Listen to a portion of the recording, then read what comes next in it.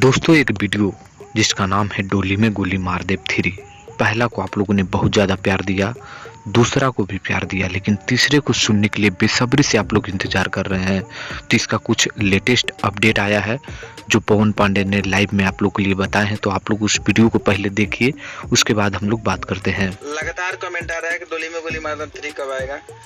उसका सीजन आप लोग भी जानते हैं कि नवंबर में है, और तब तक नवंबर तक के पहले ही हमारा गाना 200 मिलियन डोली में गोली मार दे 2 होने वाला है। बहुत जल्दी 5-10 मिलियन कम है,